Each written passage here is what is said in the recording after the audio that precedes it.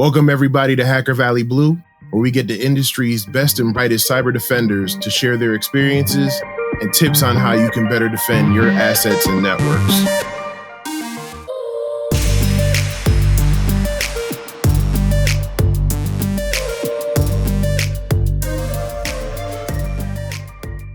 Complexity is inevitable.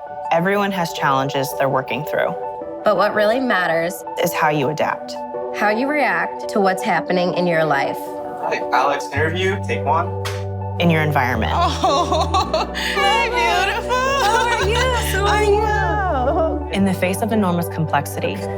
The best not only find a way to adapt to the challenge, they also find a way to give back. This is life-changing. This season is all about the color purple. We'll be bridging the gap between red and blue teams and combining their strengths to form purple teams. Join me as I meet with some of the very best purple teamers out there who are changing the way we do security on a daily basis. We're going to go ahead and explore their journeys, talk about their time from red and or blue teams, some of the challenges they faced, as well as some of the successes and benefits from coming together and forming one team to defend against cyber threats from all over the world. So let's go. And welcome everybody to another episode of Hacker Valley Blue. I am your humble host, Davin Jackson. Thank you for joining. If you aren't aware yet, Hacker Valley Blue this season, the focus is bridging the gap, and it's all about bringing together different teams to form a purple team for collaboration and communication purposes. And when I said I wanted to find people from all over to talk about their experiences, I scoured around, looked around, and I found my guest today who has tons of experience in different aspects of tech. I've seen her do things in cloud. I've seen her do things with red teams, blue teams. I've seen her do coding and development work. And most importantly, I've seen her do a lot of outreach and stuff with the community. And I think that's super important when cultivating the next crop of security professionals in this field. So I'm going to let her talk more about it so you can stop listening to me. But ladies and gentlemen, everybody watching, please welcome my guest, Angela Saccone.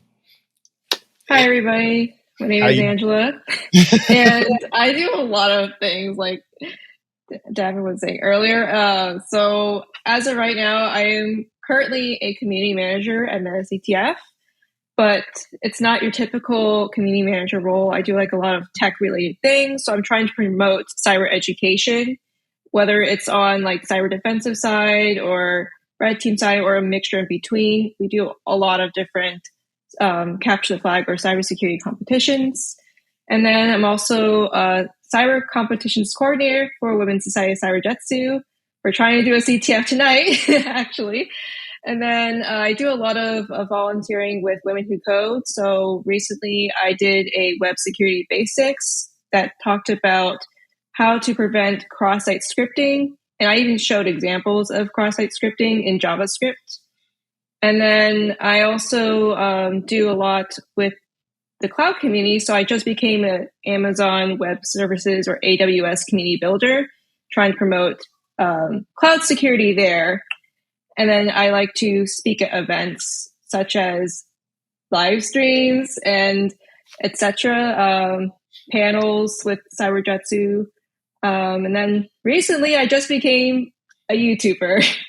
So I'm trying to promote I guess you could say a day in the life of somebody in tech, but I have like different aspects that makes me. So it's not just tech all day. I have some moments that have slice of life to show that, you know, we have a life outside of tech, but we can also have tech in there. So yeah. No, absolutely. For one, that sounds like it's fun, and it also sounds super busy. So, yeah. But I guess that's in a good way, especially with the stuff with Women's Society of Cyberjutsu. Like I've done work with them in the past as well, and MetaCTF. Awesome. And we're gonna get into all of that. But again, thank you for joining. So,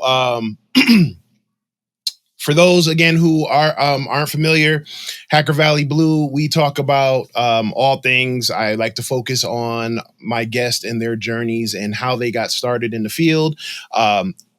We do it a little bit differently, even though I come from a red teaming background. I like to talk to different people, and I think that's a perfect way to talk about the collaborating between red teams and blue teams, and even other teams like GRC and stuff like that. So, Angela, how did you actually get started into tech? Well, I came in as, I would say, like a student. So I started way back in my community college days. I want to say I started with a cybersecurity club with my community college, and I met a lot of amazing like people there who are now like in the field doing what they're doing, whether a red teamer or they're doing like I'm trying to think, like a security researcher role. There's so many different parts that make like a security like analysts and whatnot, security teams. Mm-hmm. So I started to learn how to defend systems. Actually, that's why I really started to learn like about blue team. And at the time, I thought when I was gonna finish community college that I was going to be like a full-on blue teamer and only stay blue team because I loved it that much. Yeah. So I liked learning like how to make security policies. I got to be in a role where I got to like speak with the CEO and bring up recommendations of how to secure our systems. I gave a report, what's going on from like the red team side and the blue team side. Why it's important to have like a budget that makes sense because I had to do that. So it was pretty much like a CIO, CISO role, or Chief Information Officer, Chief Information Security Officer, for those who don't know what those roles are. And yeah, I got to learn a lot. I was also like the cybersecurity club president, so I really was into the community back then. And then, yeah. From there, I want to say I got into like red teaming, like really into red teaming, I think last year, actually, like after I finished my bachelor's at UMBC, and I finally was like, okay, well, I didn't see too many cyber defense CTFs at the time, and I just saw, it was the summertime, so I saw a lot of offensive security stuff, and I was like, what is this? Like, I think, if anything, I knew what Metasploit was, and like, I knew from personal experience, but being like in cybersecurity competitions, that they, were pretty much bringing my systems down at the time. So I was like, okay, I knew that I needed to learn more about Linux, so I was like, okay, let me join Women's Society of Cyberjutsu and start learning about like red team world and trying to get into that, and eventually ended up with my first pen testing internship. So nice. Yeah. So actually, I have a couple follow-up questions for that. So you actually have some insider information, because I know one of the things from, I think, red and blue can agree with is that dealing with management is super frustrating, especially when dealing with that dreaded B word that you just said, budgets. Yes. But yes. Did you learn anything interesting while being in those CIO or CISO type roles that helped you, I guess, come away with a better understanding of how to deal with management, or basically translating that information to like the cybersecurity teams? Well, I know for a fact I had to learn like about how they spoke, like their terminology, like business words that made sense financially. It had to make sure it was within budget. Sometimes, and in regular businesses today, or whether it's big or small, not everybody has like the manpower or the budget to do that. And in terms of security person, we want the best of the best, right? We want to make sure we have all the people that we need, but sometimes we have to downsize, unfortunately, and you have to like work with what you have. So we have to come up with better methods of how to secure our systems. Maybe we need to look back at our logs more. Maybe we need to think about better pen tests, or like use different resources, different strategies. I'm trying to think of it as I'm speaking, because it was a while back with that role specifically, but I had to you had to learn how to persuade also that what we're doing is going to help the company long run, so we don't get attacked and don't go through like data breaches in the future. Like I had to learn how to emphasize that to a CEO, and also stick up for my team, my cyber defense team at the same time. And also like maybe have like these meetings that we had in the cyber security competition where I had to so-called meet with potential like lawyers and, GRC, all that stuff involved. It made me understand in a broader scale. It's like, oh, wow. Cybersecurity is not just blue or red. It's purple. There's also, your end users that are important, as well as the C roles. Yeah. So I was like, wow, this is amazing. Like that everybody can play a big role in defending our systems. So we're all into this together. I mean, that sounds so cheesy, but that's really what it is at the end of the day. So communicating is really important, and also to not use so much jargon too at the same time. Technical jargon. Like I know from like example, like being on the blue team side or even red team side, we wanted to use jargon, like maybe saying something like, I remember it was like squid or some type of tool or database. I don't remember on the top of my head, where somebody said that in a competition, and the CEO would just look at them like, what is this? Are we talking about like sushi or what? Like, you have to learn how to bring really technical concepts into everyday plain English, and that's not easy, but it's a skill. It can be done as long as you know what the tool is. Like I think that's important with cyber education. If you understand what it is in the simplest terms, then congratulations. Maybe you can get more. I guess I want to say not financial gain, but you can get more resources than probably just spitting out information and thinking and just hoping for the best that the CEO would be on your side. Oh no, absolutely. I think for one, to your first point is with dealing with all the different aspects of cybersecurity is finding that common ground. So it's finding a way to communicate the needs, not necessarily the wants, but the needs of the cybersecurity teams to the management in a way that they'll be okay and comfortable with spending that money. And then also working with the compliance teams and the end users and everything to gel in the overall scheme of things. And then to your point about the technical jargon, that is definitely something on the offensive side that we had to learn, or we still have to learn.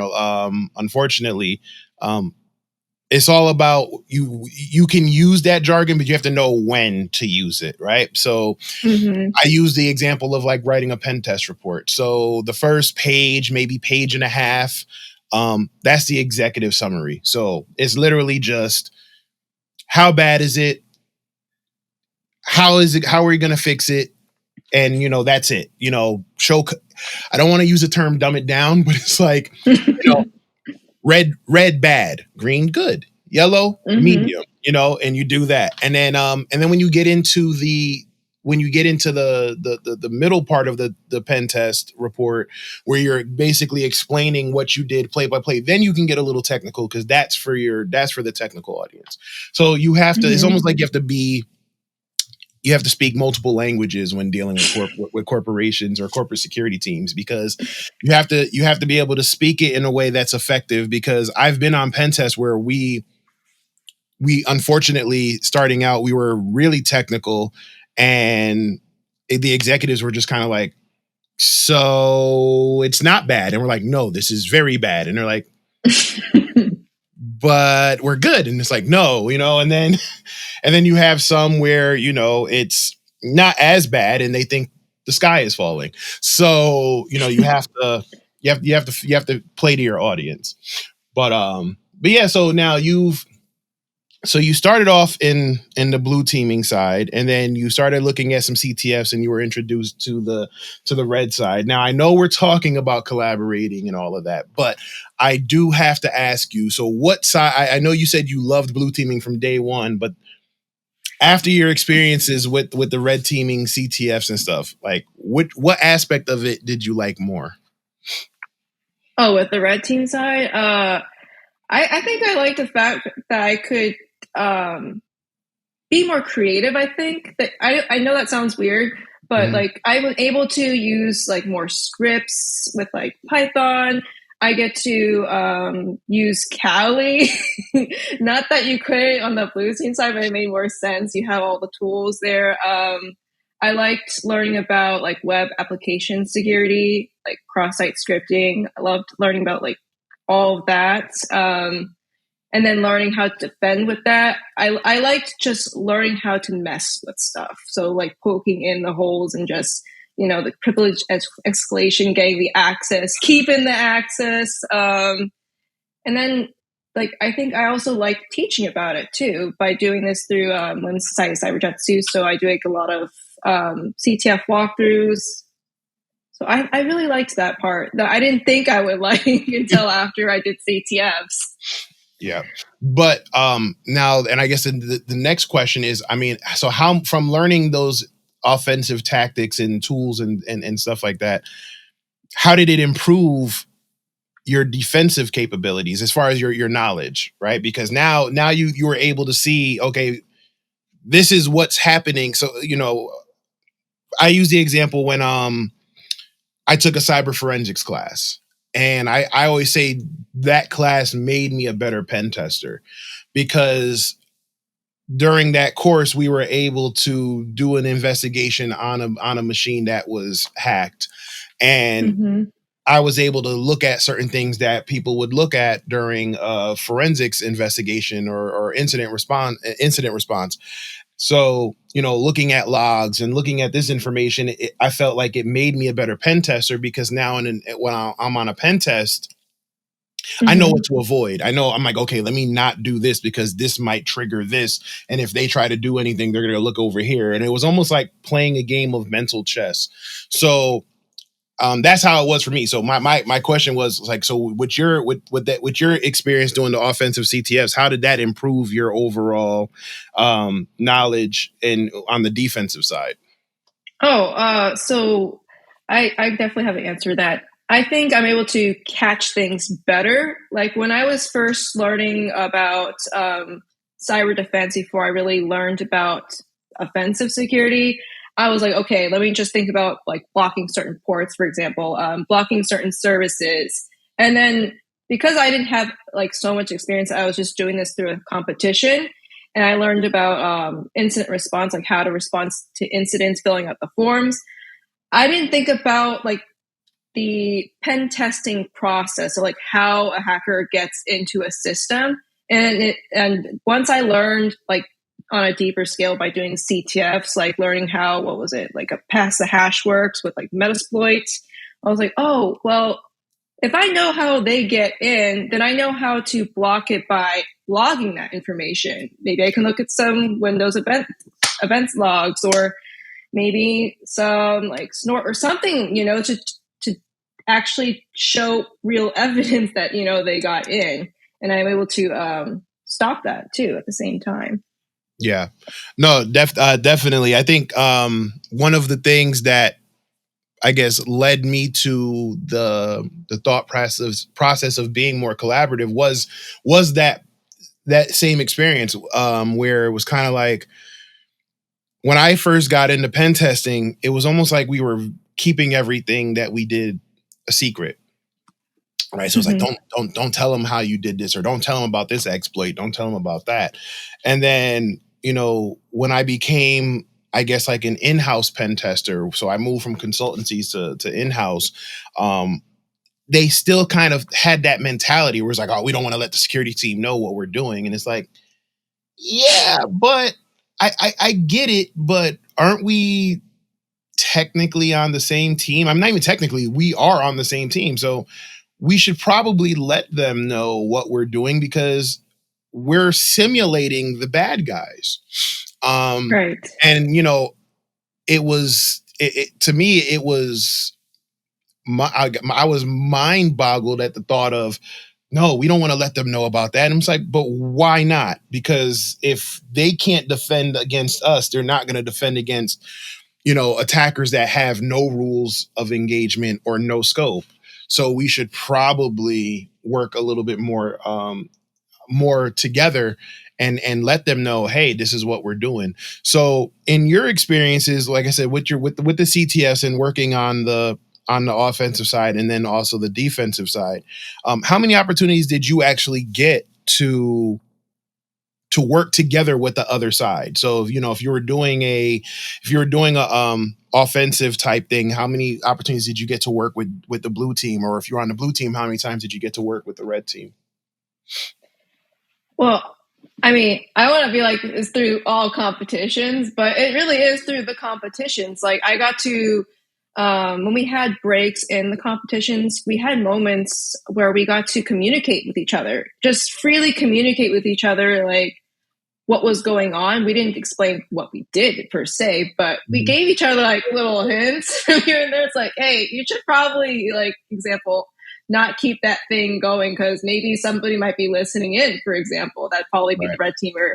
Whereas blue teamer's like, okay, you're giving me something, but I'm like, okay, I think I need to double check whatever it was. Or I think they had this one exercise that they made the team captains do. And we had to pretty much guard what we had pretty much. Otherwise, someone would try to write us up. Like I think I had my bag on a table, for instance, physical security. And normally in competitions, they would not touch your stuff. But they had these little 8-year-olds coming in. They were red teamers. And they were ready to grab whatever was on the table. So I almost got kicked out of the competition because I didn't have my bag with me. So it gave me an idea. It's like, oh, wow, you don't know what something is going to happen at the same time. And I think even after it was over, we actually did the real purple teaming where we went over everything. What we did right on the blue side, what we did wrong on the blue side, what maybe red team did right on the red side and what they did wrong as well. So we went back and forth. And I think my team, we had like one of the best, I don't want to brag, but this is what they were saying. This is what red team said. Like, oh, you guys had like really good logs for a router that we had. Yeah. They're like, it was so great. So when they saw it, they were like, wow, if you didn't have that one example port open, you could have we could have kept them out for so long, red team out for so long. Whereas with red team, like if they didn't get caught so easily by maybe like a honeypot that they got caught in, then they could have like bypassed that. So we had one of those conversations. Right. Well, I think the thing for me with the competitions that you're speaking of, I think that actually translates really well into what needs to be done in a real world setting. I think the competition, like you said, having those times where you're actively attacking and defending, and then having that process of explaining what the other side was doing, that's exactly what needs to happen in the real world. And unfortunately, that doesn't happen a lot. I mean, Right. it is now with the, with purple teaming becoming more and more, I guess, quote unquote, mainstream. But I feel like the overall process of being in those competitions, I think you're in a very unique position because you'll be able to take what you've gained from those competitions and apply it to the real world. But I think you're also in another position as a teacher and a mentor to teach that to the new cybersecurity professionals, because that's not something that was taught to a lot of us in the beginning. Again, it was very siloed, and it was very, red teams over here, blue teams over here, and there was no collaboration back and forth. In your opinion, how did those moments where you came together and actually spoke to what each side was doing when you had those purple team moments or those purple team exercises, how much, I guess I'm gonna how much more of a benefit was that to you as opposed to when you're just working with your individual teams?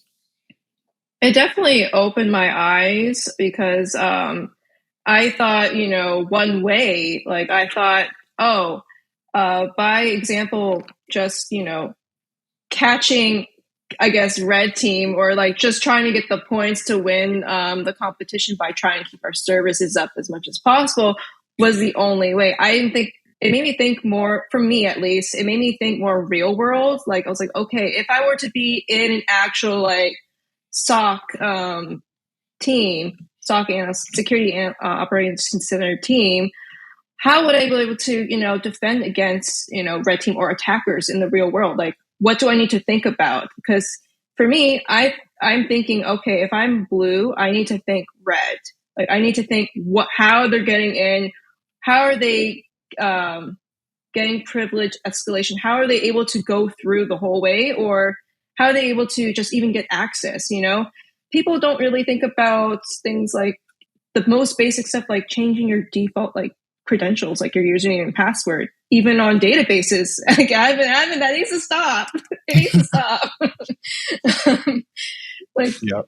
the basic things that it doesn't take much work for like example, red teamer to get in. We need to make it harder. So that's what I was thinking of as like, okay, we need to make it harder. We need to make it better, like of how we're securing our systems, whether it's on like a SIM or I'm just trying to think of like Windows operating systems, Linux operating systems, regardless of what it is that we're trying to protect. We need to think both sides. And with red team, we need to think blue, in my opinion, because we need to think about how are they defending it. And if we need to, do a pen test, we need to figure out if there's any other vulnerabilities. So we need to dig in a little deeper. I think that's what helps, because we're able to think more creatively instead of just thinking one way from just blue, red. So I guess, so now, I mean, you said a lot there with, as far as, there's a lot that needs to get done on both ends, right? The red team has to figure out ways to be creative, and the blue team has to figure out how to patch these things. In your opinion, and I know you're probably going to speak from a competition standpoint, but again, these are things that happen in the real world. Why do you think it's so difficult for that to happen? Right? I mean, it's on its surface, it sounds simple enough, right? Like close these ports, change these default credentials, patch this software. But why do you think, those things get overlooked? I hate to say it to be like this, but the phrase, it's like it's always been done this way, so people would follow like the basic way of defending systems. I'm not going to speak on all teams, obviously. I'm just saying in a situation like there could be a team where they only secure things in a simple like way, and they don't think about the other outcomes. And when someone goes through that, they could miss out on opportunities of defending their systems. And guess what happens? They end up in possibly a data breach. Maybe it could end everything. Like I know with hospitals, they get hacked a lot. And maybe, I don't know, maybe it could be the security operations center's issue with that, because they're not doing things, they're not thinking about different ways, like learning by doing, maybe doing more security exercises to keep up with the times is helpful. I know that's not always easier said than done, but it does help to keep learning, growing. And I know that, again, from the business standpoint, they can get expensive to try to learn more, but there are free ways of doing things. Like maybe it's speaking within the team, that so maybe the team leader could help find those resources to help the team out and just do a security like tabletop exercise. Yeah, no, I think you kind of hit the nail on the head in the beginning there, where you said it. They might be stuck on the old way of doing things, or they only know of one way, and again, sometimes that one way doesn't have that collaboration in it, right? So unfortunately, teams don't know what other teams are doing, and I guess that's a perfect example of why we have a tool like our sponsor, because the season of Hacker Valley Blue is sponsored by PlexTrack. And PlexTrack is known as the proactive cybersecurity reporting and collaboration platform, bringing red and blue teams together for better collaboration and communication. PlexTrack empowers teams to communicate findings between red and blue teams electronically for rapid remediation, centralize remediation efforts, and automate ticket generation for faster, more efficient workflows, facilitate tabletop exercises, purple teaming engagements, breach and attack simulations, and more. A better security posture begins and ends with PlexTrack. Claim your free month of PlexTrack and get a copy of our Blue Team content bundle at plextrack.com/HackerValley. Again, that's plextrack.com/HackerValley. So, Angie, like you were just talking about, having these different challenges. If there was one resource where you could see, okay, this team's supposed to be working on this, or this pen test found these vulnerabilities, and it generated the tickets right then and there for you, would that make things a little bit more efficient and, in your opinion, help with the overall security improvements for each team? Yes, because I think it's important. Like automating is so important. I did an internship that had like a cybersecurity like automation platform environment, and I find that to be helpful because on the blue team side or red team side, purple teaming, we need to learn how to save our time and spend our energy and efforts on things that really matter. Like we shouldn't be focusing on like maybe the noise of so many different like logs or like messages that's going on. We need to focus on the things that matter, like not false positives, right? Yeah. So I think that's why it's important to have like the automation part. We're able to get things done faster, quicker, more efficient. We're able to, bring businesses up, which, like we were saying earlier, the C-level people would be like rejoicing. But as well as for the blue teams as well as the red teams, because we're able to focus on what we need to do. We'll have more time to think about how to defend and or attack systems in a way it makes sense. It's more creative. It'll be faster. It'll be more effective and efficient. So. Yeah. Yeah, and again, thank you to PlexTrack for sponsoring this season. And again, that website is plextrack.com/HackerValley. So switching gears, Angie, you have also done a lot of stuff with like you talked about the competitions and stuff, but with the mentorship and the teaching. How important is it to you to share that information? How for me, when information wasn't as easily available, like I might be showing my age a little bit, minus, even though I got it in my beard already. But, I remember where, you literally had to just kind of get the books. It wasn't that openly available. There weren't a lot of meetup groups and YouTube videos and stuff like that.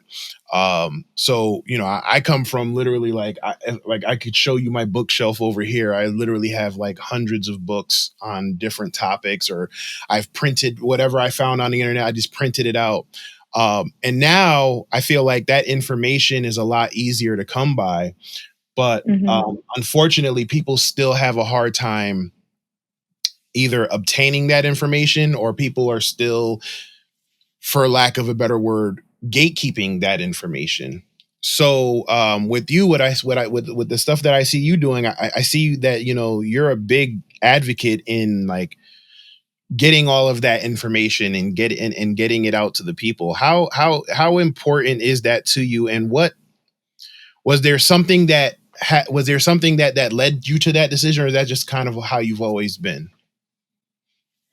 I think it's the always been, because when I started out in tech, I had like literally no experience, no certs, none of that stuff. It was just, a little bit of school pretty much. And I was looking to get into the field. And after like learning about like the Blue Team cyber defense competition, it made me, and also doing cybersecurity club president role at my community college, it made me think about those times of how I got like my first job, how hard it was to get in, to network with people, and trying to always prove myself, even as like a female, trying to get into the field. Like it's a predominantly male field, like with cybersecurity. And then I had to just, I remember how hard it took. And I didn't want people to go through the same stuff like I did. I don't want that to ever happen to anybody, especially those who are trying to get in. I want it to be easier as times are going on, especially since we're now what was this, 2022. We're getting close to 2023. Yeah. So I just always think about those times, even though I'm in like within tech now and promoting cyber education. Like I don't forget about where I came from. So I always, if I see somebody online or in person that's like, hey, I want to get into tech, I will definitely like be that person. Like, hey, this is what you can do. Especially with my personality, I'm like the pamphlet person. Like, here's what you can do. You can do this. Learn Linux. Learn a little bit of defensive, learn a bit of offensive security. Come to meetups. Come to our cyber competition meetings where we get to learn about both sides and how to think like a hacker, pretty much. Yeah, I enjoy just teaching people, and it helps me too to level up that way. I feel like I level up as well as they are, so we both benefit from each other by leveling up. Yep, you actually just answered my next two questions, so you beat me to it. Because I was going to say, do you think it makes you a better professional? Because in my opinion, what I've heard is to really be proficient at something, you have to teach it, and I think that's proven to be true, at least with me. When I write blogs or I do any type of talks or anything like that, I think because of the extra time and effort it goes into researching and making sure that it's on point. And, again, you're going into an audience of your peers and you don't want to go up there looking like, okay, I have no idea what I'm talking about. But in those scenarios where you're talking about it or teaching it or writing about it, I think it makes you more knowledgeable or in that field. And I think the next question I was going to ask you was, as far as, so when you are you teaching both sides of it, and as opposed to just one? And you said you actually teach the whole thing. So thank you for answering my questions in advance. You're welcome. But like I said, I think that is super important. I'm a big advocate on teaching and education and gaining knowledge and sharing knowledge, because again, I came up at a time where it was hard for me to get that information, and now I've been in tech now, about 16 years or so. Like, I don't want to be, as much as I love it, I don't want to be doing it forever. So I want to make sure that, anybody who I mentor or whatever, they come up and they're better than me. They're faster than me. They're more efficient than me. Because, I don't want it to be still what it is now, in a sense, with, the breaches and people getting phished and the ransomware, and, there's new attacks every day. So we need to stay on top of it. And with the lack of jobs being filled because of the lack of talent, we need to fill those gaps. So do keep doing what you're doing with the Women's Society of Cyberjutsu and all the groups that you're in. But thank you. The other thing I'll say is you're also stepping into another world, which is the world of content creation. So if you want to speak on that, you could talk about, what led you to start that and how the journey's gone so far. Well, it's very interesting how I started. So I actually technically started YouTube with like my company, MetaCTF, and I was doing CTF walkthroughs. Still doing CTF walkthroughs. And I wanted to get better at presenting what I've learned and not just act just to act. And then I thought about myself. I'm like, well, I've always had this example, like social media audience and even in person, where people are always asking me for help on cyber concepts. And I'm like, well, instead of me just just verbally saying it or just through words. I feel like video is like the next best thing where you can have sound, subtitles, all the things to help people. So it was really just to help people and also help myself become better with presentation and just getting involved and getting involved with the community on a different level that I thought I couldn't do. So it's like I was being my imposter syndrome as well. But yeah, I wanted to show more of day in the life because I also like outside of tech, I also like to dance to K-pop. I always like to mention that to people and they're like, what? So I feel like video makes sense for that to happen one day. And it's just to show that, I like to do different things and show people like, hey, you can do it. That's what it really is. I want to show people that they can do it regardless of what's going on. And that's important because I think showing that side of it, the day in the life, the dancing, the going to the conferences, the meeting up with different people, that I think is what's been missing in the last few years. Because a lot of us have created content. I've created content. We're here because of content, but a lot of us felt like we should only stick to tech, right? And there's a lot of different reasons why, some more negative than others that we won't get into, Twitter. But I think it made the tech community look like the stereotypical nerdy, robotic, no personality, super introverted caricature.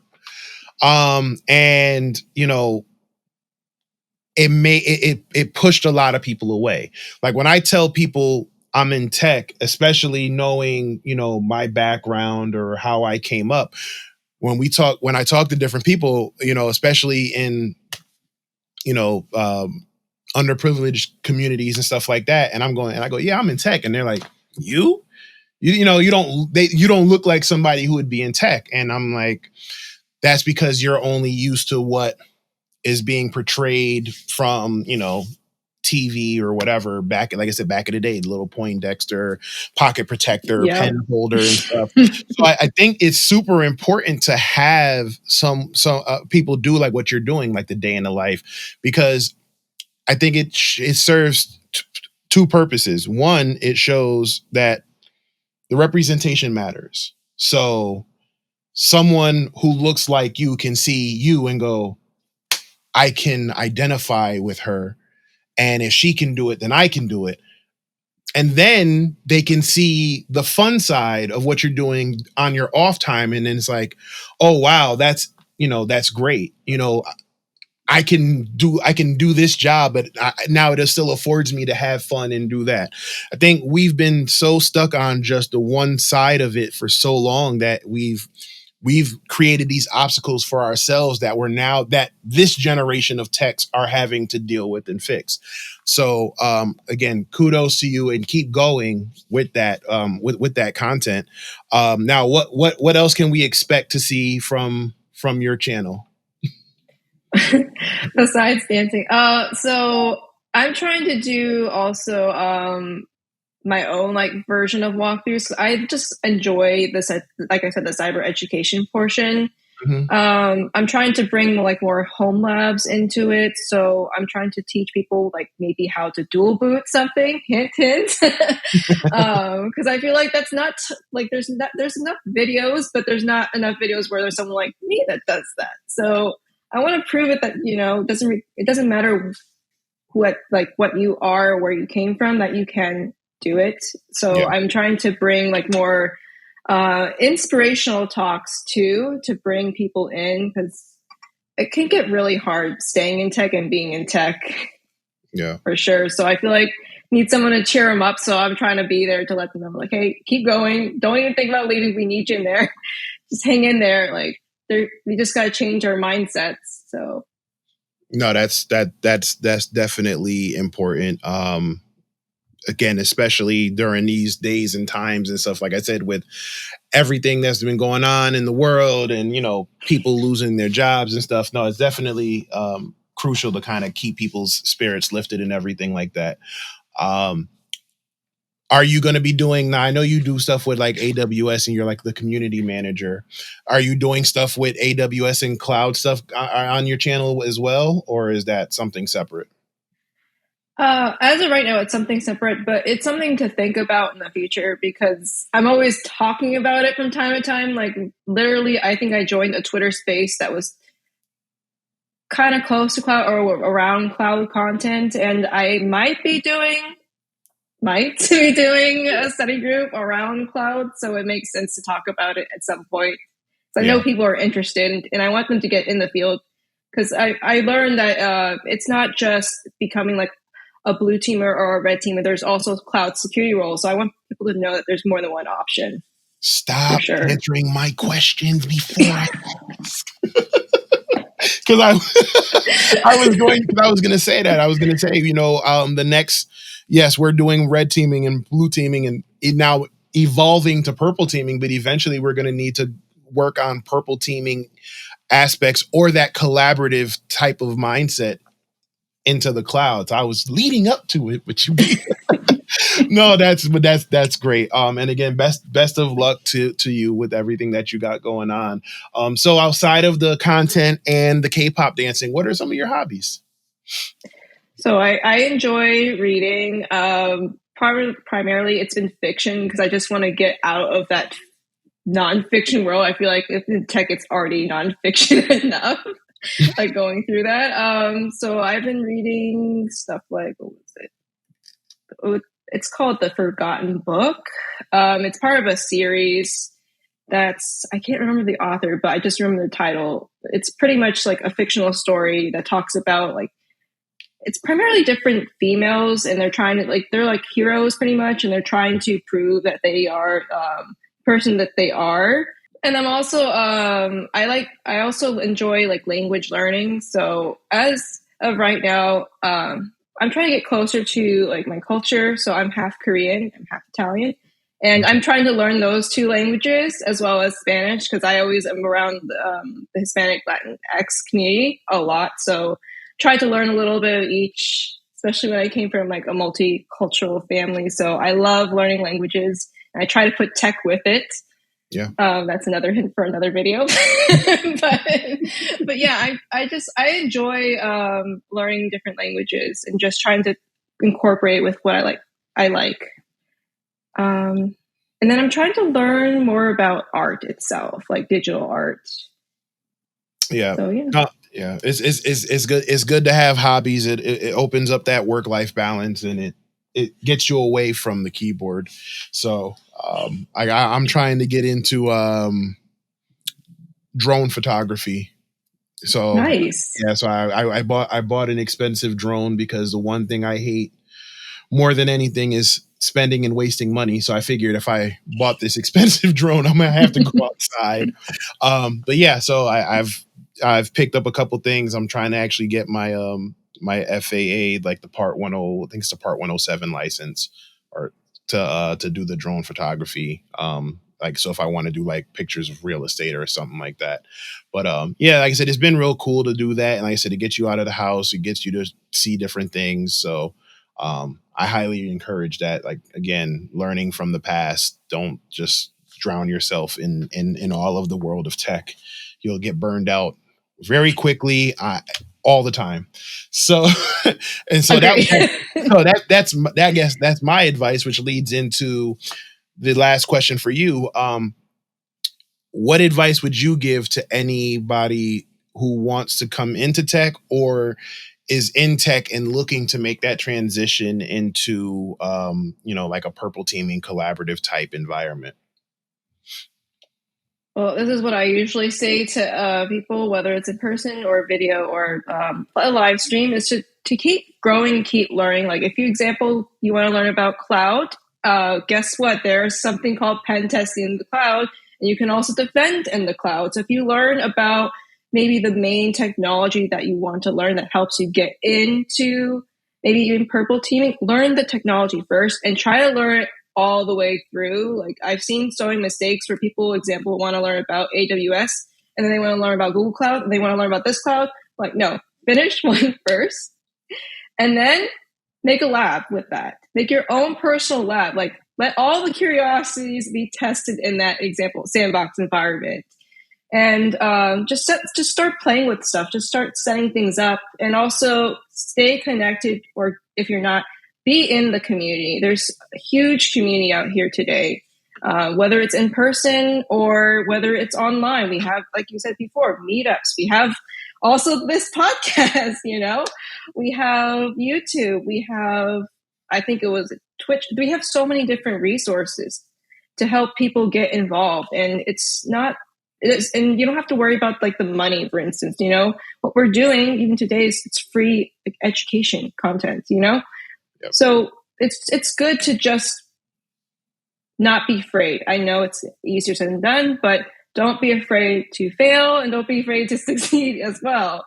Like own it, own those small victories. Every small win is a win. So yeah. Well said. Well said. Well, Angie, thank you for joining. If you want to let the people know how to find you, social media, LinkedIn, now's your chance. Okay, so there's two ways of my social media handle for YouTube. It's going to be like and then Angie_Tech Cafe. GitHub, it's at Angie Tech Cafe. And then I think LinkedIn is also Angie Tech Cafe, and then I think Twitter's Angie_Tech Cafe. Yep. There you go. Simple enough to follow. They're all the same. Yeah. So Angie, again, thank you for joining. Thank you for being a guest. I know you're super busy with all the stuff you're doing, and just keep doing what you're doing. Keep being amazing. Keep contributing to the community. We need more people like you there. So again, thank you for spending some time with me today. And thank you all for watching or listening or wherever you're getting this podcast from. This has been another episode of Hacker Valley Blue. I have been your host, Davin Jackson. This has been my guest, Angela Saccone. And I will see you all next time. So until then, stay safe out there and take care of each other. Peace.